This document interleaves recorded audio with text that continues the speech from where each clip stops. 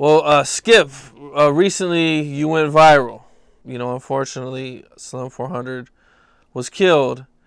And, this was, kind of close to me because, I didn't know him personally, but, we did a couple interviews.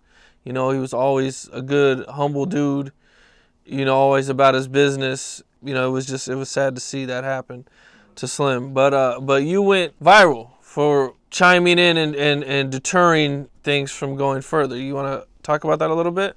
Yeah, so first of all, to be a peacemaker and to speak about things, it comes with a lot of defense. There are people who are against it. There are people who want to see the foolishness continue. There are people who also want to, feel as if they're important and want to say what should happen and what shouldn't happen. But as a peacemaker, if there isn't peace there, I got to bring peace. So I went out to the scene. I got a couple of phone calls that Slim had got killed in Inglewood. And then I'm looking at Instagram and I see that they say Slim got killed in the 60s and killed by the 60s. So what I did is I'm calling all the people I know from Inglewood, and one of the dudes is like, man, I'm at work. Where you at? And I said, I'm around the corner. And he said, man, why are you? He said, I heard it was at the liquor store. And I was like, man, I heard it was in the alley. So he said, man, go see and call me and tell me. So when I went over there and I didn't see nobody out and didn't see anything going on over there, just the fact that the homicide detectives was out, I started filming that and immediately telling people it didn't happen in the 60s. It's right here. I'm on the South Side Alley off of Manchester, right at 7th Avenue. And there was no one else out there. So I posted that and then people started coming. I laid down and went to sleep. And right before I went to sleep, one of my older homeboys from Inglewood called me and said, Skip, when you was out there filming, I was next door. He said, I was next door. He said, me and the homie's uncle's next door. And so he started telling me what he heard. And he heard a high-pitched voice. Now, what I found out later is that was Slim400's voice. But he was thinking like, man, Slim was arguing with a girl, Skip, man. We heard the argument, whatever, the shots and this and that. So I'm like, oh, man, that's something personal. That ain't no rolling 60s Inglewood family. He said, nah, man, that's something personal. So when I go to sleep, now my phone started ringing, and it's a guy from Rolling 60s, right? And he got TMZ on the line, and everybody got 2-3 Rolling 60s. He like, Skip, man, they shooting Slauson and West Boulevard, Slauson and Western. Somebody might be dead on Florence and Crenshaw right now. He says an attack on the Rolling 60s based on what someone else said, saying it was the Rolling 60s. So he said, man, can you go back out there? I said, man, I'm not going to go back out there live and say it wasn't the 60s. But he said, man, can you go back and say something? So a lot of people saying, man, why you didn't tell him to do it? Why'd you do it yourself? So a lot of people angry, upset about that. But I just felt like in order to save lives, I got to do rumor control. That's one of the things I do as an interventionist is rumor control. So I went back live and said, hey, look, man, I'm listening to my homie who was next door saying that was personal. And then I'm on the phone with the 60s saying, man, enough is enough. They coming through shooting. Man, they ain't had nothing to do with it. Even though there is a war right now between those two communities, they ain't got nothing to do with it. The war don't have nothing to do with it. Slim400 had nothing to do with that war. And man, it probably saved a number of lives, but it made a number of people pissed off. People that I don't even know was calling people that I know saying, tell Skip something, something, something. So I got calls from a couple of young ladies in Compton that I'm really close with. A couple of my homeboys out the 20s called me saying they getting phone calls. One of my homeboys was in Seattle, Washington, from Blackstone. He called me and said, man, no, you got to stop there. I'm getting calls on this. So Inglewood families was, upset about a couple of things. So yeah, a lot of people was angry, but how many people are alive because of that? Just stopping the rumor. It's real easy to say what happened, and people just take that for face value, but they never stop and do the leg work to start calling to see what didn't happen. I don't want to know what happened. I want to know what didn't happen so I could save somebody's life.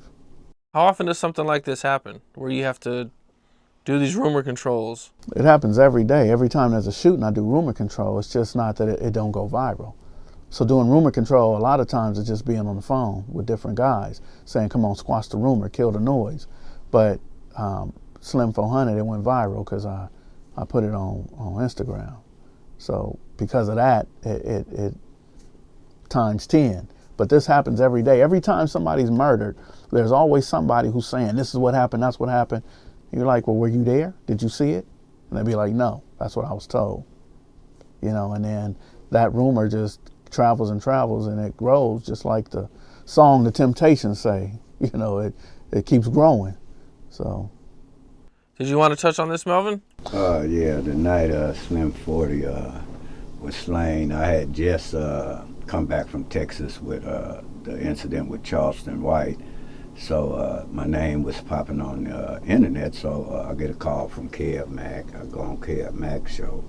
But the night Slim400 was slain, I had went on the Mel Gibson show that night. So that ended about 10 or 11, and I get a call early in the morning from Melly Mel.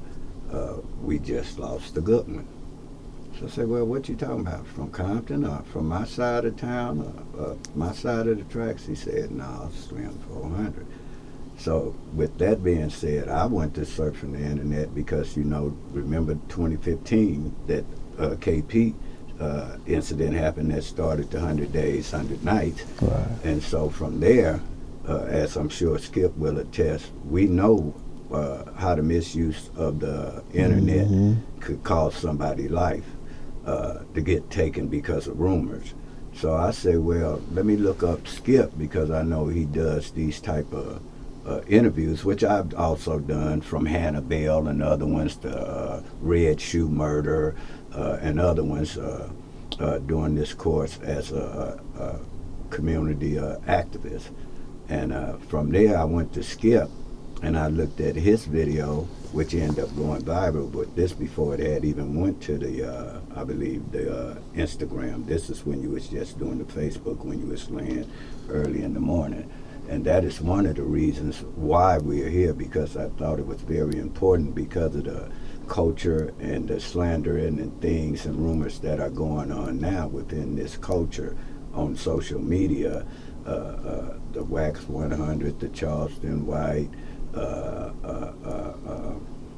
my boy McDonald, Mob James, and we have privilege because we talk, you know, you got, before social media, it used to be telephone or tell a Negro, and that's how this still goes. So there's an underground railroad that exists, not only in California and Los Angeles, but across the nations where these intervention programs are starting to interact. So I thought it was very important that the public also see the other side of what goes on to prevent further bloodshed when something of this nature happens.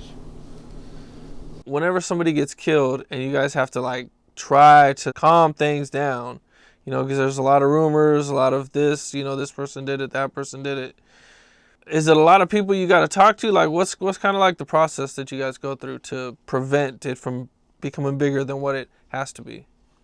So the main thing for me is when someone is murdered, I want to deal with the family. I want to deal with the neighborhood. I want to deal with the closest brother, the closest uncle. I want to deal with the person who's going to be emotional because they're the ones who are going to want to go out. So I'm asking them what's happening, what's going on. And in that, I'm going to hear the rumors. They're going to say, oh, they said whoop-de-whoop did it, whoop-de-whoop. So how do you know that that happened? How do you know they did it? As a matter of fact, in my phone, I have to have relationships with other communities so I can call over there and say, hey man, they saying something happened over here and y'all did it. And be able to say, man, well, they saying they didn't do it. You know, how do we know? What kind of car was it? You know, and whatever it takes, going to the hospital, buying food, staying with them at the house. I want to keep them with me because as long as they with me, I know they're not dead or in jail. They're not going back retaliating. So I want to keep people with me as long as possible. I want to get other family members to help me out and keep them or whatever. I got to call other intervention workers like, hey man, they at the park, man. Can you go up to the park and talk with them while I'm over here at the family? Tell them I'm gonna let them know what the family is saying, you know. Sometimes they go to the hospital and we already know they dead, but they in the hospital. So as long as there's no official whatever, we can say, man, they still in the hospital. They working on them. Just whatever it takes to prolong, to hurry up and go back and just shoot anybody. Because that's what people do. They'll just go back and shoot anybody, and sometimes they shoot the wrong somebody. You know, they don't have it right. And a lot of information the police get, they get it from the community members. So they don't have the right information either. So the word that's traveling and going around is always off the top wrong. And it takes about 2-3 days to get the right information. But how many people have been shot within the first 2 hours?